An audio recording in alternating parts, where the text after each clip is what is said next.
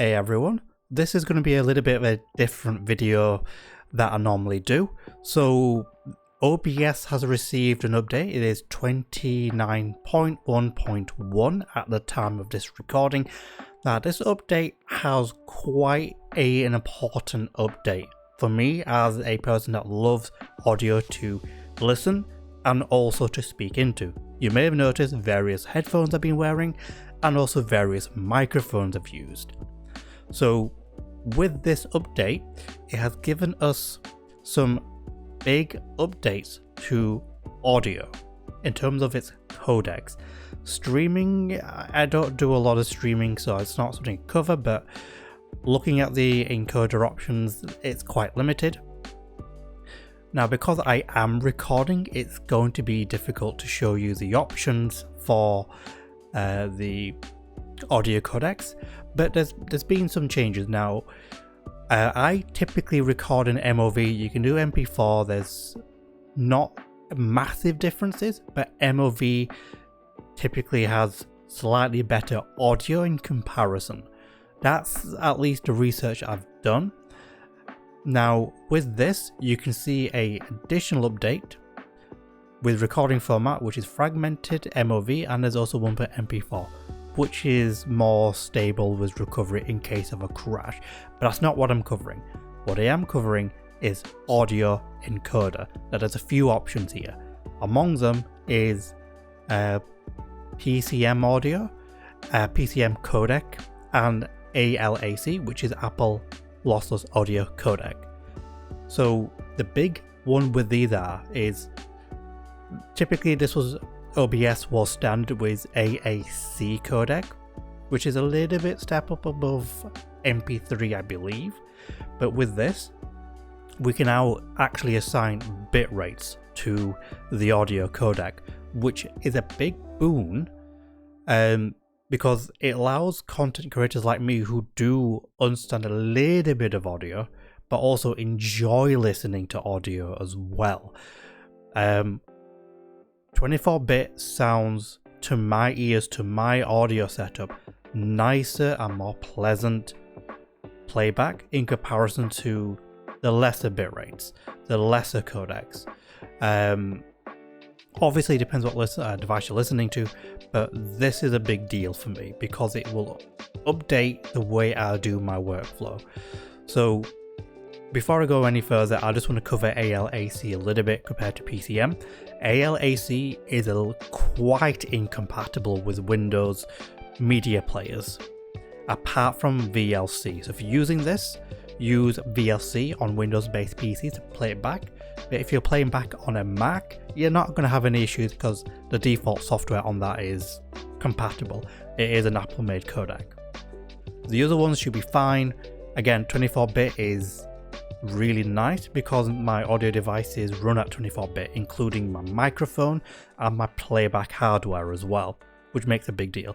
There is a PCM 32-bit float option, but I'm not 100% sure, and more testing will be needed if you actually need to have a 32-bit float hardware device, both in and out, to make, especially in, to make that really worthwhile to use, or if that is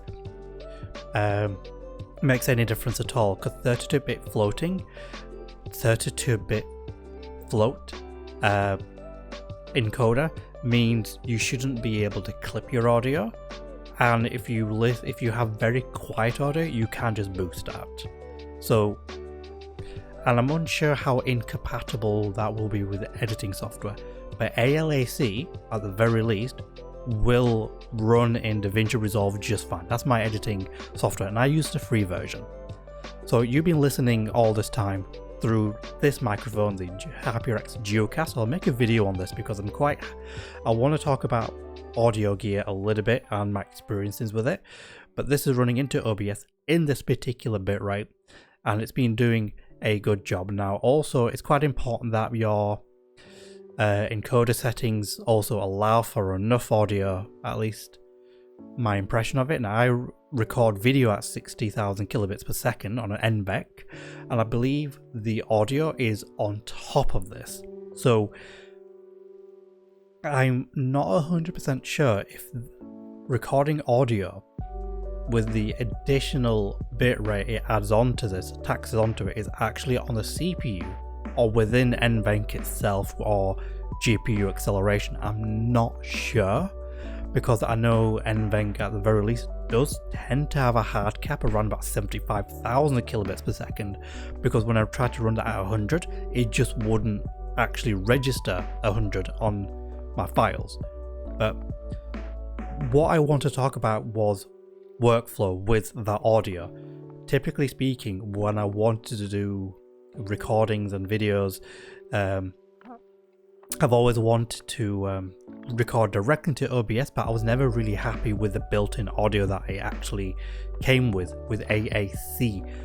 And typically speaking, when I did A-roll, especially when my camera was out, I would record into like Audacity with my microphone of choice, and obviously have to scratch audio for my camera, pair that together, and then put it into my editing software. What this allows in OBS, because OBS is a very an incredible tool, very versatile, is that when you can add video capture, like for webcams, and capture hardware for like cameras as well, which means I can plug everything into my PC and just press record on there. So I don't need to faff about with recording directly into the camera, getting that footage into my PC, and then with the audio that I recorded into, like, say, Audacity, I then process that, export that, bring it all into DaVinci Resolve and put that together. Now I'm going to just go over some things shortly. One of my audio interfaces, actually no, a few of them, and I think it's more to do with my PC and USBs and everything, that no matter what I did with Audacity, I had severe syncing issues from the recorded Audacity track to the scratch audio on my camera. So I've actually had, because I didn't use a good microphone on the camera, I actually had a worthless video tape that I spent some time doing.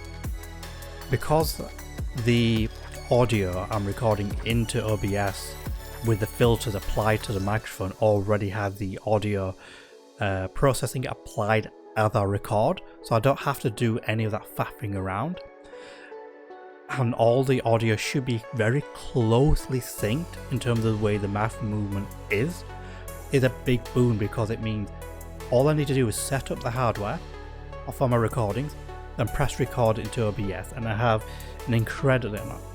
I record into a 2 terabyte SSD with OBS, so I have plenty of that, and recording is 60k, 60,000 kilobits per second, which actually my camera's a Fujifilm camera can record higher than that, so actually you do get better quality in that.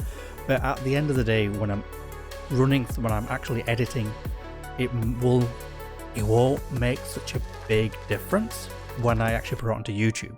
So this will really really evolve my workflow when it comes to doing all of my recording. So I'm happy to think about upgrading my capture card to something that's 4K compatible, so I can actually use my Fujifilm at 4K, so I can actually have 4K footage to record with. And that is an amazing prospect to have, because never once did I think about getting a 4K capture card, because I wasn't really going to do A-roll via OBS in the capture. Don't get me wrong, some content creators that I do watch, I do say they record everything into OBS. And OBS can give you good video quality, what you connect to it, but it always suffered in the audio department. It's been really behind. I really don't know why, but now we actually have the audio available to it, and it does sound good on the playback. And yeah, I'm much more happy to just punch things through OBS significantly more. There, like I say, with the audio encoder, there is several of them. Play about what you think is best for your system and to your ears. For me, I'm very happy with ALAC when I want to play back the video file. With audio, VLC is a software on a Windows PC. Otherwise, if you don't like using VLC, then use PCM so you can always play back your audio. But if you can always play back for your editing software, because that will play back the audio. I wanted to cover this. This was a big update with OBS for me, and hopefully it will improve workflows with my recordings in general.